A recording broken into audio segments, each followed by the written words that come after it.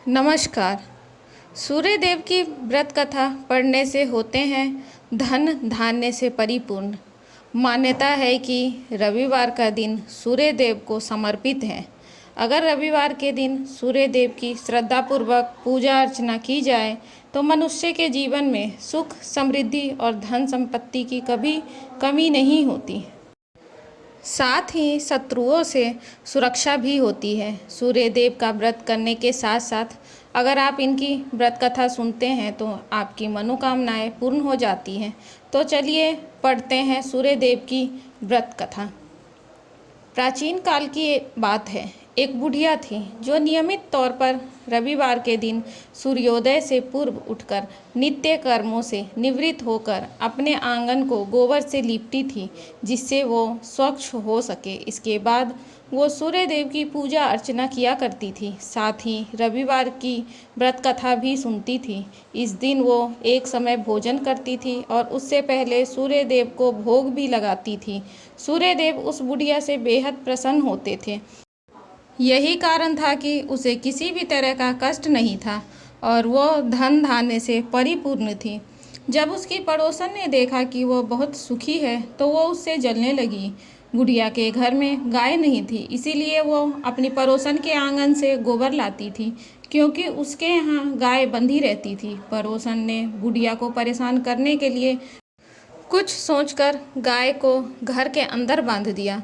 अगले रविवार बुढ़िया को आंगन लीपने के लिए बुढ़िया को गोबर नहीं मिला। इसी के चलते उसने सूर्य देवता को भोग भी नहीं लगाया, साथ ही खुद भी भोजन नहीं किया और पूरे दिन भूखी प्यासी रही और फिर सो गई। अगले दिन जब वो सोकर उठी तो उसने देखा कि उसके आंगन में एक सुंदर गाय और एक बछड़ा बंधा था। बुढ़िया गाय को देखकर हैरान रह गई। उसने गाय को चारा खिलाया। वहीं उसकी पड़ोसन बुढ़िया के आंगन में बंधी सुंदर गाय और बछड़े को देखकर और ज़्यादा जलने लगी। पड़ोसन ने उसकी गाय के पास सोने का गोबर पड़ा देखा तो उसने गोबर को वहां से उठाकर अपनी गाय के गोबर के पास रख दिया। सोने के गोबर से पड़ोसन कुछ ही दिन में धनवान हो गई। ये कई दिन तक चलता रहा। कई दिनों तक बुढ़िया को सोने के गोबर के बारे में कुछ पता नहीं था। ऐसे में बुढ़िया पहले की ही तरह सूर्यदेव का व्रत करती रही, साथ ही कथा भी सुनती रही। इसके बाद जिस दिन सूर्यदेव को पड़ोसन की चालाकी का पता चला तब उन्होंने तेज आंधी चला दी। तेज आंधी को देखकर बुढ़िया ने अपनी गाय को अंदर बांध दिया। अगले दिन जब बुढ़िया उठी तो उसने सोने का गोबर देखा, तब उसे बेहद आश्चर्य हुआ। तब से लेकर आगे तक उसने गाय को घर के अंदर ही बांधा। कुछ दिन में ही बुढ़िया बहुत अधिक धनी हो गई। बुढ़िया की खुशी और धनी स्थिति देख पड़ोसन और जलने लगी। पड़ोसन ने एक दिन अपने पति को समझा बुझाकर उसे नगर के राजा के पास भेजा। जब राजा ने उस सुंदर गाय को देखा तो वो बहुत खुश हुआ। सोने के गोबर को देखकर तो उसकी खुशी का ठिकाना न रहा। उसे नगर के राजा के पास भेज दिया गया। सुंदर गाय को देखकर राजा बहुत खुश हुआ। सुबह जब राजा ने सोने के गोबर को देखा तो उसके आश्चर्य का ठिकाना न रहा। वहीं बुढ़िया भूखी प्यासी रहकर सूर्य भगवान से प्रार्थना कर रही थी।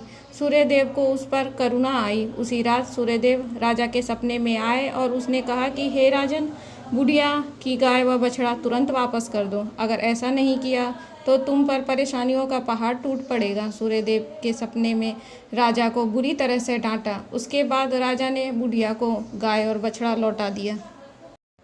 राजा ने बुढ़िया को ढेर सारा धन दिया और क्षमा मांगी। वहीं राजा ने पड़ोसन और उसके पति को भी सजा दी। इसके बाद राजा ने पूरे राज्य में घोषणा कराई कि रविवार को हर कोई व्रत किया करे। सूर्यदेव का व्रत करने से व्यक्ति धन धान्य से परिपूर्ण हो जाता है, साथ ही घर में खुशहाली भी आती है। रविवार सूर्य देवता की पूजा का वार है। जीवन में सुख समृद्धि, धन संपत्ति और शत्रुओं से सुरक्षा के लिए रविवार का व्रत सर्वश्रेष्ठ है। रविवार का व्रत करने से व कथा सुनने से मनुष्य की सभी मनोकामनाएं पूरी होती हैं। मान सम्मान, धन, यश तथा उत्तम स्वास्थ्य भी मिलता है। रविवार व्रत का ऐसे करे पूजन। सूर्य का व्रत 1 वर्ष या 30 रविवारों तक अथवा 12 रविवारों तक करना चाहिए। रविवार को सूर्योदय से पूर्व बिस्तर से उठकर शौच व स्नान आदि से निवृत्त होकर स्वच्छ लाल रंग के वस्त्र पहने।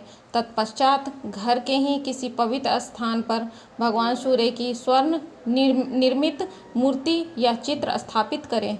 इसके बाद विधि विधान से गंध पुष्प आदि से भगवान सूर्य की पूजा करें। पूजन के बाद व्रत कथा सुने। व्रत कथा सुनने के बाद आरती करें। तत्पश्चात सूर्य भगवान का स्मरण करते हुए मंत्र का 12 या 5 बार 3 माला जप करें। जप के बाद शुद्ध जल, चंदन, अक्षत, लाल पुष्प और दुर्वा से सूर्य देव को अर्घ्य दें। सात्विक भोजन व फलाहार करें। भोजन में गेहूं की रोटी, दलिया, दूध, दही, घी और चीनी खाएं। रविवार के दिन नमक नहीं खाएं।